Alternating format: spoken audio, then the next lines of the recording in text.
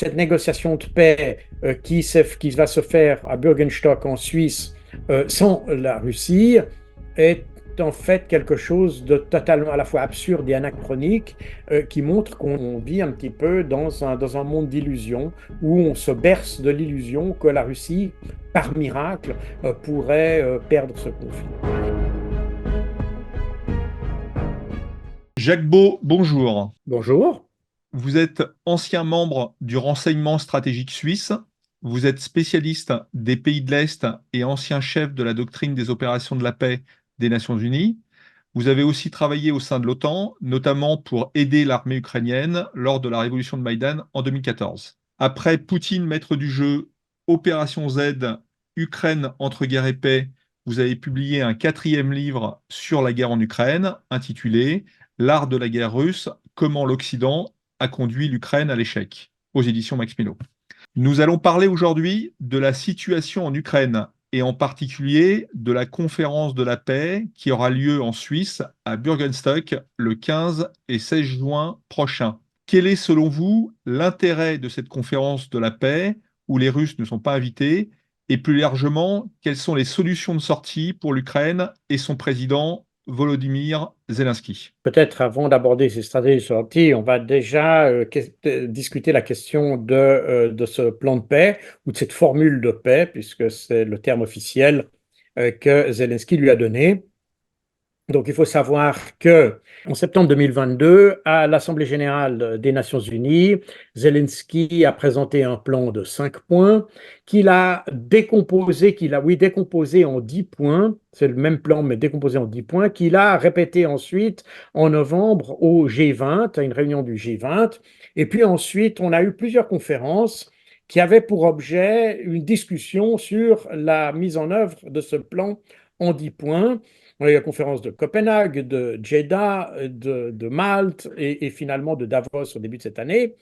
Euh, et puis, on aura finalement une conférence toujours sur le même sujet, mais cette fois-ci sans doute réduite, parce qu'apparemment, les Américains considèrent que ce plan n'est plus vraiment applicable. Alors, il faut comprendre que ce plan en 10 points, si on le regarde un petit peu, on pourra revenir à ce timing, mais voilà les plans qu'il prévoyait, si vous voulez, les différents points qu'il prévoyait ce plan de paix. Donc, en gros, il y a des éléments qui sont d'ailleurs beaucoup liés à des résolutions des Nations Unies qui ont été adoptées. Par exemple, la sûreté radiologique et nucléaire, c'est une résolution qui a été adoptée après qu'il y ait eu des menaces contre la centrale nucléaire de Zaporozhye en 2022.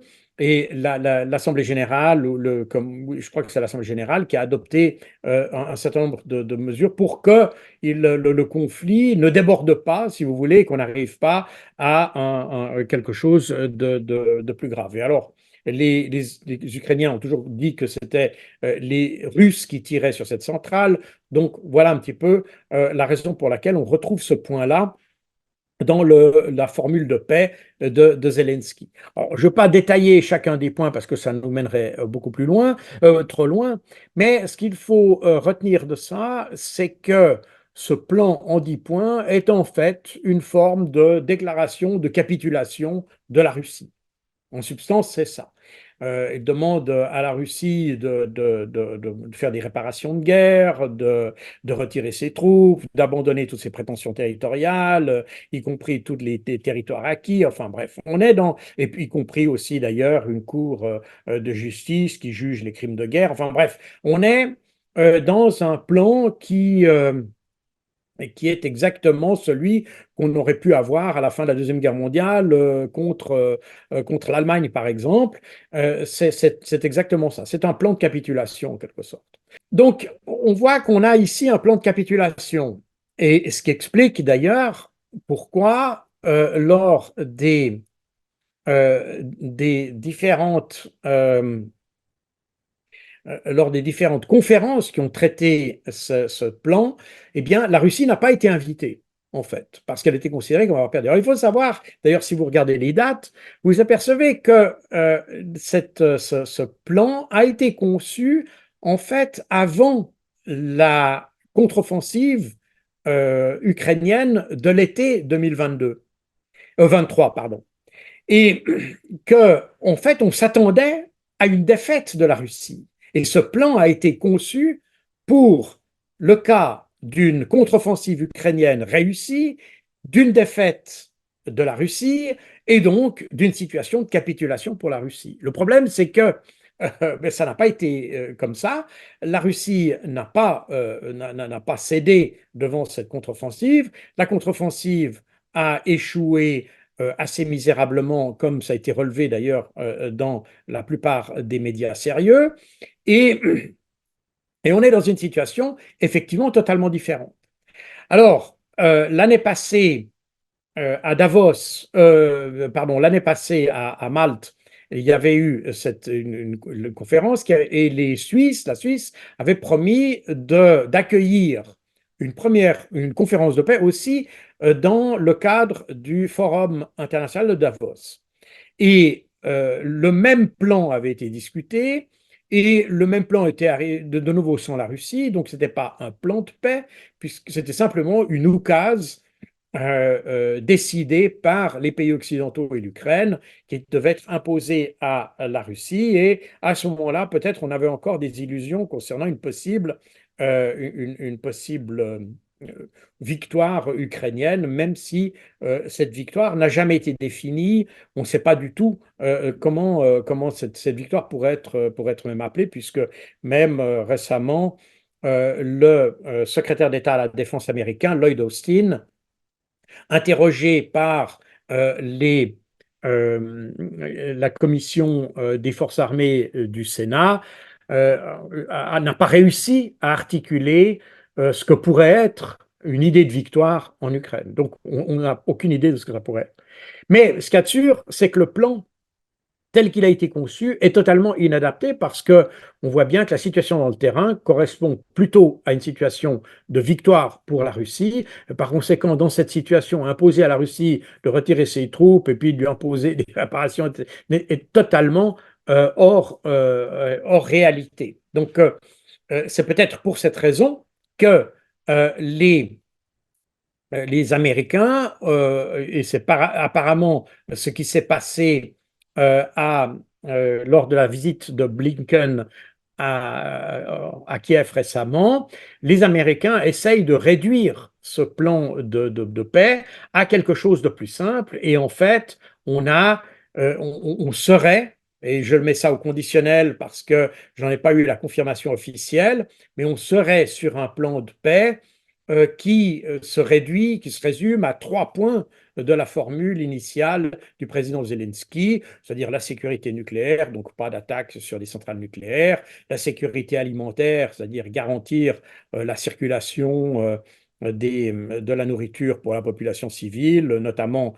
en mer Noire. Et puis la libération des prisonniers, la libération ou comment dire, la restitution entre guillemets des enfants qui avaient été mis en sécurité, loin du Donbass, etc. Bon, on est sur quelque chose d'assez, en réalité, basique, mais qui est très loin de ce que prévoyait le président Zelensky, tout simplement parce que ce plan n'est pas adapté à la circonstance. Donc, voilà un petit peu où on en est avec ce plan de paix. Je ne sais pas si ces 3 points seront effectivement ceux qui seront discutés au Bürgenstock à la mi-juin. La Suisse a invité 160 pays à cette conférence. À l'heure qu'il est, seuls 50 ont répondu à l'appel. On retrouve les 50 pays habituels qui sont des pays pro-occidentaux, j'imagine. Donc, on ne s'achemine pas vers une conférence qui ait beaucoup de succès. Les autorités suisses ont essayé d'attirer et de demander à la Chine d'être présente pour avoir au moins un semblant de légitimité, parce que on voit bien que la Chine est un acteur important. La Chine avait proposé un, comment dire, un cadre un cadre pour un traité de paix en 2022. Les Occidentaux ont traité cette proposition de manière assez dédaigneuse. Et aujourd'hui, ben, on s'aperçoit que finalement, la proposition chinoise avait finalement des tonalités beaucoup plus réalistes que ce qu'on a bien voulu dire. Le problème est que la Chine, c'est la Chine, et puis c'est le principal ennemi des États-Unis qui est le principal allié de l'Ukraine dans cette affaire. Et par conséquent, l'Occident, une fois de plus, tourne en rond dans ses propres préjugés et ses propres idéologies plutôt que d'aller vers un objectif clair qui serait la fin du conflit. Eh bien, on n'est pas vraiment prêt pour ça. On voudrait imposer quelque chose à la Russie. On essaye plutôt un coup politique contre la Russie plutôt qu'une solution au problème, en réalité. C'est un peu ça. Parce que on sait que du côté américain, il n'y a absolument aucun intérêt pour cesser le conflit. Ce que souhaitent les Américains depuis 2022, parce que depuis décembre 2022, les Américains s'aperçoivent que le conflit va dans la même mauvaise direction. Donc c'est bien antérieur à la contre-offensive de l'été 2023. Les Américains s'aperçoivent qu'on va dans la même direction et ont poussé Zelensky à engager des négociations avec la Russie. Mais ces négociations n'ont pas vraiment pour objet une cessation du conflit, mais plutôt un gel du conflit. C'est ça un petit peu ce que cherchent les Occidentaux.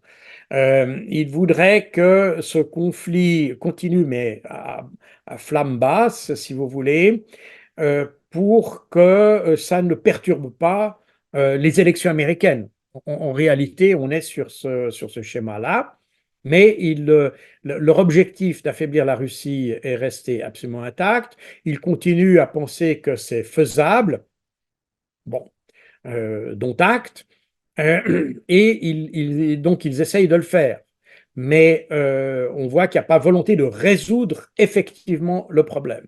Et d'ailleurs, le ministre britannique de la Défense a souligné il y a quelques jours qu'il n'y a pas de deal possible, pas de, comment dire, de négociation possible entre Moscou et Kiev.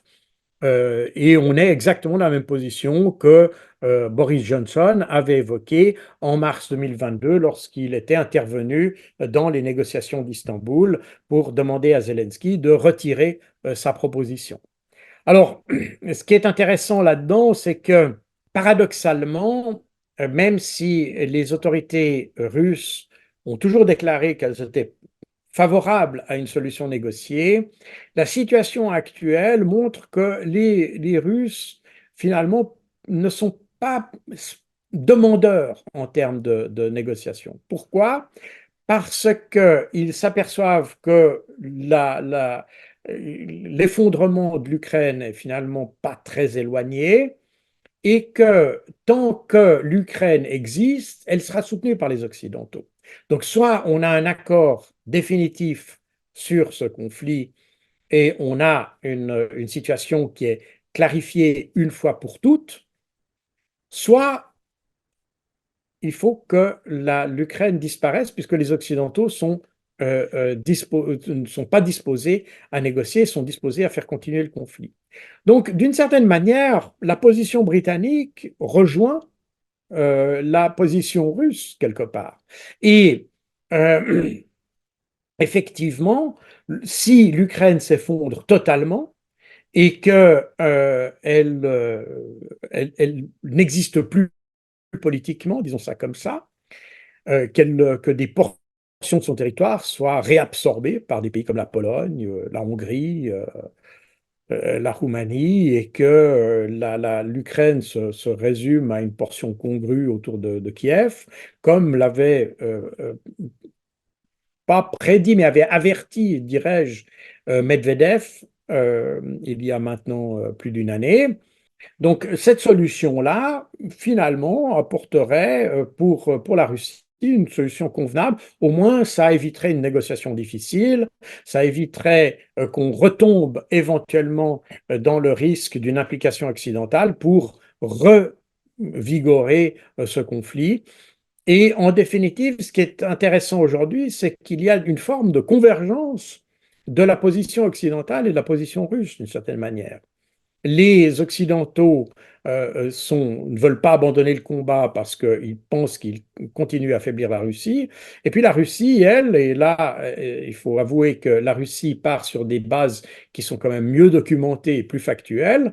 Ils constatent que actuellement ils ont le vent en poupe, leur économie va bien, va même beaucoup mieux que celle des autres pays européens, euh, que la situation militaire est à leur avantage et que la situation, pas seulement tactique et opérative, est à leur avantage, mais ils ont un avantage stratégique parce qu'à terme, l'Ukraine n'a manifestement plus les moyens d'entretenir une guerre de longue durée. Alors, les Ukrainiens ont voulu s'engager dans une guerre d'attrition par rapport à la Russie, ce qui est une mauvaise idée parce que quand vous voulez faire une guerre d'attrition, il vaut mieux avoir plus de ressources que votre adversaire. Si vous avez moins de ressources que votre adversaire et que vous engagez dans une guerre d'attrition, eh bien, vous êtes un petit peu, euh, vous n'avez pas beaucoup de chances de succès et c'est malheureusement ce qui arrive à l'Ukraine aujourd'hui. La Russie, elle, a compris que l'attrition allait être le mot-clé de la conduite des opérations, ce qui explique d'ailleurs les différentes nominations qui ont été faites à l'issue du renouvellement du mandat de Vladimir Poutine. Les Russes mettent en place un système qui leur permettrait, le cas échéant, de continuer cette guerre dans la durée. Donc les Russes ne sont pas effrayés de continuer le conflit jusqu'à une victoire, j'allais dire, totale d'une certaine manière. Et c'est ça que les Occidentaux n'ont pas compris. Ce qui fait qu'aujourd'hui, il y a un peu cette convergence. On pousse l'Ukraine à se battre et les Russes se disent, bon, très bien, vous voulez le faire comme ça, eh bien, on va continuer à pousser la Russie à se battre. Le problème, c'est qu'à terme, l'Ukraine n'existera plus. Voilà. On est donc dans une convergence. Voici ce qu'il en est de la conférence de paix telle qu'elle a été prévue par les autorités suisses, en collaboration sans doute avec le bureau de Zelensky, pour la mi-juin prochaine. Mais manifestement, aujourd'hui, les perspectives de succès de cette conférence s'amenuisent. Joe Biden a déclaré qu'il n'y assisterait pas. Le président chinois n'a pas l'intention d'y assister. De nombreux pays, et notamment les pays du Sud global, comme on dit, ne veulent pas y participer ou ne sont pas intéressés à y participer. Pour une raison très simple, c'est que tout le monde s'aperçoit bien que cette conférence, qui sera finalement qu'un diktat, n'aura pas de conséquences effectives ou d'impact réel sur la situation sur le terrain. Et donc, il semble que les autorités suisses réalisent qu'ils vont au-devant d'un échec et on a des déclarations maintenant, notamment de la ministre de la Défense suisse, Madame Viola Amher. Elle propose maintenant une autre conférence de paix qui serait cette fois-ci avec la participation russe et qui viendrait donc se juxtaposer plus tard dans le temps, évidemment, à la conférence qui est prévue à Bürgenstock. Donc c'est une sorte d'aveu d'échec qui apparaît déjà du côté de la Suisse. Mais ça, on pouvait s'y attendre car la Suisse devait bien prévoir qu'après une conférence tout à fait semblable à Davos en janvier de cette année, eh bien, il n'y avait pas, comme les conditions ne changent pas, il n'y a pas de raison que les résultats de la conférence changent.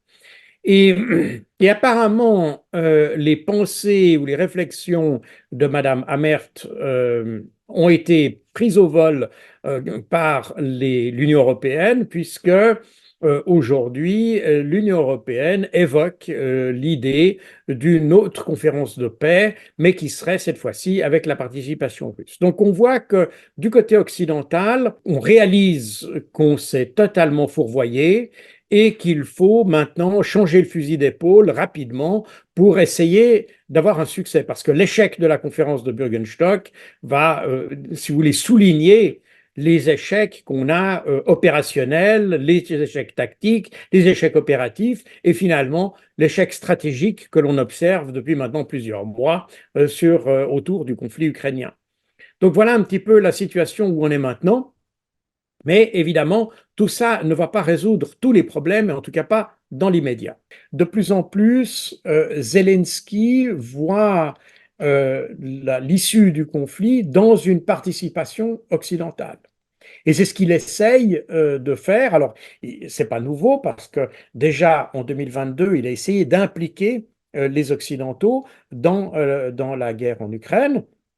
On rappelle que tout ce qui avait été, toute la propagande qui avait été faite autour de Mariupol, la maternité de Mariupol ou le théâtre de Mariupol, avait pour objet, pour objectif d'ailleurs, d'imposer une zone d'interdiction de vol au-dessus de l'Ukraine, mise en œuvre par les pays occidentaux, de façon à ce que, avec le modèle un petit peu, le modèle que Zelensky a évoqué, enfin qu'on peut comment dire, décrypter à partir de ce il en a pensé, c'est le modèle de la Libye en réalité. C'est ça que Zelensky a en tête, une zone d'interdiction de vol qui déboucherait finalement sur un appui aérien aux forces terrestres ukrainiennes et qui donnerait l'avantage. C'est un peu ça le modèle. Donc vous avez eu Mariupol, vous avez eu les accusations d'usage d'armes chimiques par l'armée russe. Vous avez eu comment dire, les accusations contre l'armée russe de l'attaque contre la centrale nucléaire de Zaporozhye, qui avaient toutes pour objectif de créer une zone dans laquelle l'Occident pourrait intervenir et ainsi contribuer à appuyer l'armée ukrainienne contre la Russie. Et les Occidentaux ont toujours résisté à ça. Et maintenant, Zelensky revient à la charge avec cette question pour faire intervenir les forces occidentales. Alors, je dis forces occidentales, je ne dis pas nécessairement forces de l'OTAN. Beaucoup euh, j'allais dire, d'autres commentateurs aussi critiques de la politique ukrainienne et de la politique occidentale ont parlé de ces forces occidentales, mais souvent ils le mettent sous le label de l'OTAN. Alors ici, je pense il faut être très prudent sur les termes et comment la, la, euh, la terminologie a ici une importance considérable. Alors, on sait, c'est pas nouveau, que les Occidentaux ont déjà des forces sur place. Olaf Scholz l'avait dit lui-même, il avait dit la France et la Grande-Bretagne ont des troupes, des militaires en Ukraine qui aident notamment au ciblage des missiles de croisière contre la Russie. Donc, de nouveau, ce n'est pas mon invention, c'est effectivement Olaf Scholz. Donc on voit que on a déjà des troupes, mais est-ce que pour autant on peut parler de troupes de l'OTAN?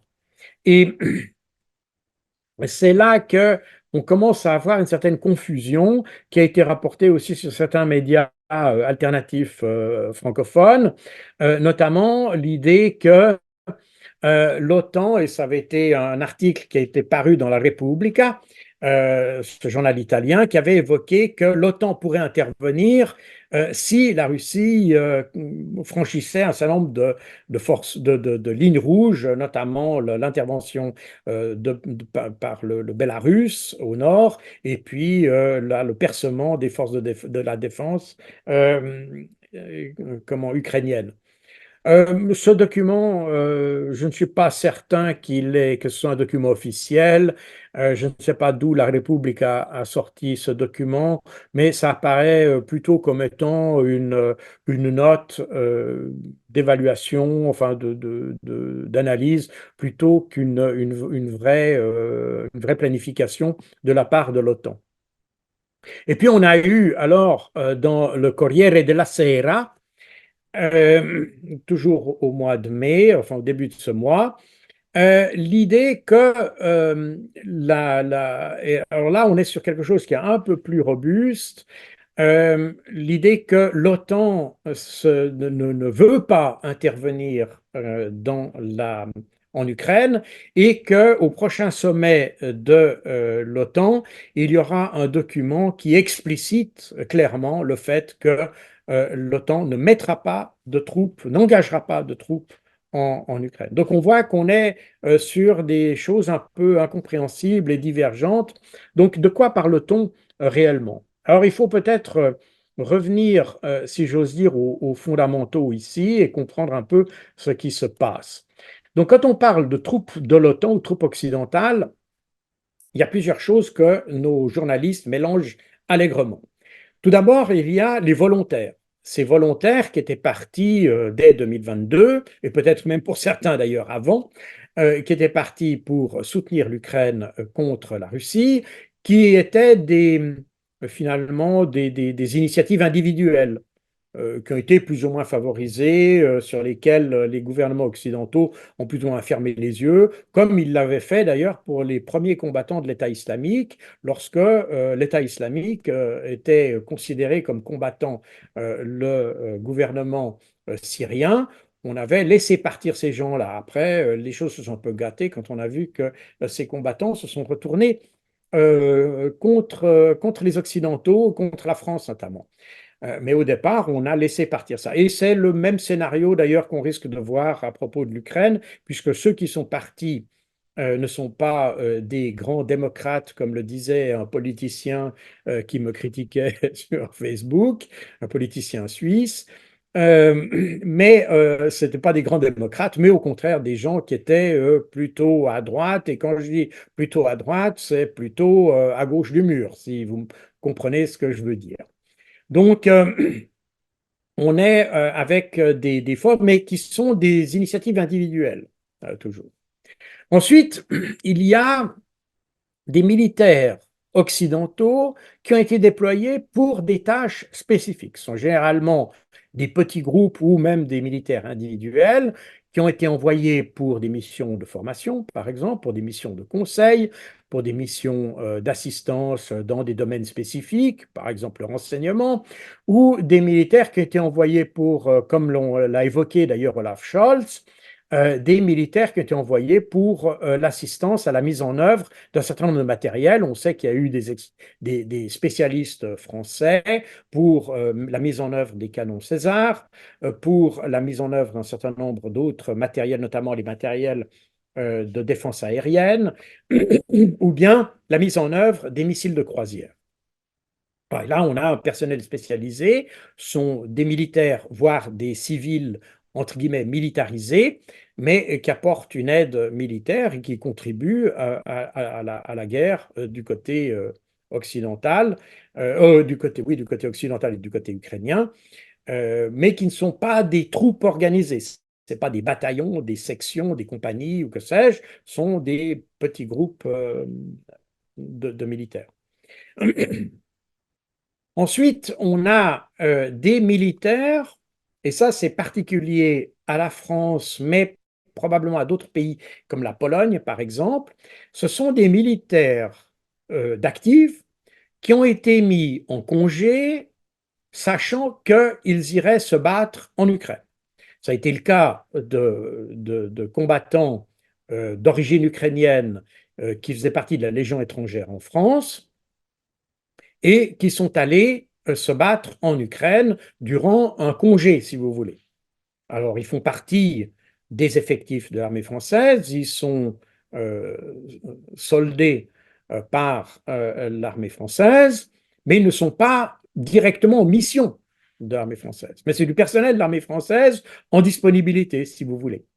Et c'est d'ailleurs des militaires comme ça qui avaient été touchés dans un hôtel de Kharkov au début de l'année et que les Russes avaient désigné de mercenaires et Emmanuel Macron avait répondu qu'il n'y avait pas de mercenaires français en Ukraine. Ce en quoi Macron avait probablement raison, ça n'était probablement pas des mercenaires, c'était des gens qui étaient, parce qu'un mercenaire, ça aurait été quelqu'un qui est payé par l'Ukraine. Donc, par exemple, les volontaires que j'ai évoqués tout à l'heure, qui sont allés individuellement, pourraient être considérés, enfin, sont en fait des mercenaires parce qu'ils sont allés se battre pour un pays étranger, en l'occurrence l'Ukraine, et sont payés par ce pays. Les personnels militaires qui ont été envoyés par la France, la Grande-Bretagne, l'Allemagne et d'autres en Ukraine, qui sont des gens en mission, eh bien, ils font partie des forces armées, ne sont pas des mercenaires, puisqu'ils sont payés par leur gouvernement. C'est le cas de ces légionnaires, même si ces légionnaires ne sont pas en mission de l'État français, mais sont en disponibilité, mais ils sont payés par l'État français. Donc, effectivement, factuellement, Emmanuel Macron avait raison de dire qu'il n'y avait pas de mercenaires, ce sont en fait des militaires payés par la France. Donc, voilà. Et puis ensuite, vous avez des gens qui sont en mission de l'OTAN, mais non pas, je rappelle que l'Ukraine ne fait pas partie de l'OTAN. En revanche, elle fait partie du partenariat pour la paix, et dans le cadre du partenariat pour la paix, il y a la possibilité d'avoir des formations proposées par du personnel de l'OTAN dans le cadre du partenariat pour la paix. C'est d'ailleurs dans le cadre du partenariat pour la paix que j'ai moi-même été envoyé par l'OTAN en septembre 2014 pour aider l'armée ukrainienne. Donc on est dans quelque chose qui est un peu, qui n'est pas l'OTAN à proprement parler, puisque c'est une autre structure qui est attenante, si vous voulez, à l'OTAN, mais avec du personnel de l'OTAN. Alors c'est important de faire cette distinction parce que euh, dans tous les cas que j'ai mentionnés, on parle de personnel de l'OTAN, ou personnel de pays de l'OTAN plus exactement, mais non pas de l'OTAN. Et je pense qu'il est important de faire cette distinction parce que même si l'OTAN en tant qu'organisation a aidé l'Ukraine, par exemple, avec ses avions AWACS, ces avions de surveillance de l'espace aérien, qui patrouillaient le long de la frontière ukrainienne en Roumanie et en Hongrie et en Pologne. Ces avions qui permettaient de recueillir des informations sur le théâtre d'opération en Ukraine et les transmettre au gouvernement ukrainien. Ça, c'est effectivement des actions de l'OTAN. Mais le reste, on est dans des actions de pays de l'OTAN. Et d'ailleurs, il est significatif, et je pense qu'il faut rappeler, que lorsque Emmanuel Macron a évoqué l'envoi de troupes françaises en Ukraine, il n'a pas évoqué un envoi dans le cadre de l'OTAN, mais dans le cadre d'un traité bilatéral qui a été signé entre l'Ukraine et la France, et donc on est dans quelque chose où l'OTAN n'a rien à voir, et où l'OTAN ne se sent pas impliqué. Et ça, c'est important c'est important parce que la fonction première de l'OTAN, c'est d'offrir le parapluie nucléaire aux pays européens. C'est ça l'idée de base de l'OTAN. On avait d'autres organisations, l'organisation de l'Union européenne, de l'UEO, de l'Union d'Europe occidentale, qui est l'Union d'Europe occidentale, pardon, qu'on a eu jusqu'au début des années 90, qui était une organisation de défense purement européenne d'ailleurs. Donc il existait des structures de défense européennes, mais la différence avec l'OTAN, c'est que l'OTAN amène la dimension nucléaire du fait, et c'est pour ça que les Américains ont un rôle prépondérant à jouer dans cette organisation, parce que in fine, c'est leur capacité nucléaire qui est mise, qui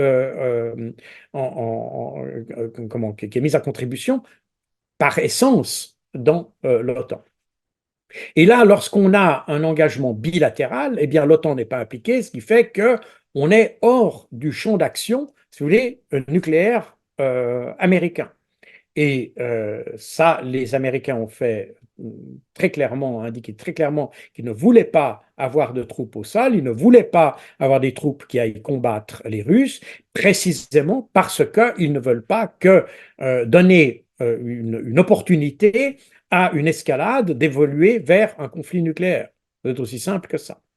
Alors, c'est d'ailleurs le problème ici de cette différence, parce que les pays occidentaux, vous avez des pays occidentaux qui ont essayé d'évoquer récemment l'idée d'une zone d'exclusion aérienne, euh, et là aussi, très clairement, c'est les Allemands qui ont proposé ça, ou des parlementaires allemands, mais là aussi, les États-Unis et l'OTAN refusent d'imposer cette zone d'exclusion parce que si elle se faisait dans le cadre de l'OTAN, elle impliquerait le risque possible d'une escalade nucléaire. Donc ici, il est très important d'utiliser les termes. Malheureusement, je vois beaucoup de commentateurs géopolitiques qui utilisent le terme OTAN un peu à tort et à travers, avec probablement des conséquences qu'ils n'ont pas soupçonnées.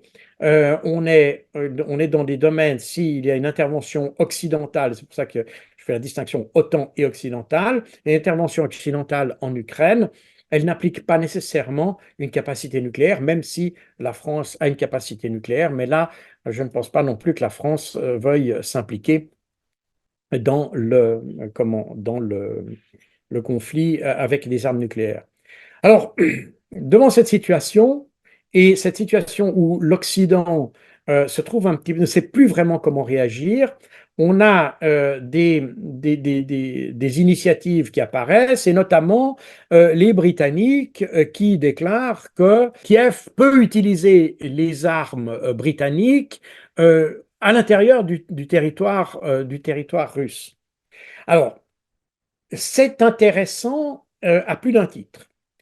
D'abord parce que ça veut dire que les Britanniques franchissent une ligne rouge qui avait été déclarée par les Occidentaux, c'est-à-dire on ne voulait pas toucher le territoire russe pour la bonne et simple raison qu'on voulait éviter une escalade possible du conflit. Mais c'est aussi intéressant parce que durant la guerre froide, on a eu des situations finalement semblables à ça, mais jamais des pays, les grandes puissances, qu'on appelait les superpuissances à l'époque, l'Union soviétique et les États-Unis, n'ont autorisé leurs alliés à s'attaquer directement à l'autre superpuissance. C'est la première fois qu'on a ça. Et ça, c'est un phénomène géopolitique considérable. Je regrette qu'il n'ait pas été relevé par plus de commentateurs, mais c'est un phénomène central, parce que pour la première fois, les puissances occidentales et les Américains finalement, parce que les Américains, en définitive, ont donné plus ou moins leur blanc-seing à cette histoire, puisque d'ailleurs Blinken a lui-même dit, je prends la European Pravda, où Anthony Blinken a soutenu l'idée d'autoriser les alliés des États-Unis à utiliser les armes sur le territoire russe. Donc, c'est la première fois qu'on a ça depuis, même avant même la guerre froide, puisque pendant la guerre froide, on n'avait jamais vu ce phénomène-là. Et ça montre combien les Occidentaux sont désespérés et ne parviennent plus à trouver une solution au conflit. Et les demandes répétées de Zelensky à avoir une intervention occidentale, finalement vise à cette escalade parce que Zelensky pense que c'est grâce à cette escalade que les Occidentaux se trouveraient contraints de participer au conflit et ainsi d'aider l'Ukraine parce que l'Ukraine ne parvient plus, et j'entends sans vouloir jouer l'oiseau de mauvais augure, je pense que l'Ukraine effectivement ne parviendra pas à rattraper la situation et se trouve maintenant totalement dominée par la situation russe. C'est pour ça que quand on voit tout ça, qu'on met ça en perspective de la négociation de paix, on voit bien que cette négociation de paix qui va se faire à Bürgenstock en Suisse sans la Russie est en fait quelque chose de totalement à la fois absurde et anachronique qui montre qu'on est une sorte d'illusion. On vit un petit peu dans un monde d'illusion où on se berce de l'illusion que la Russie, par miracle, pourrait perdre ce conflit de situation. Je vous remercie, Jacques Beau. Je rappelle que vous êtes l'auteur de 4 livres majeurs pour comprendre la guerre en Ukraine: Poutine, maître du jeu, Opération Z, Ukraine entre guerre et paix, et L'art de la guerre russe, comment l'Occident a conduit l'Ukraine à l'échec, aux éditions Macmillan. Merci à vous. Merci.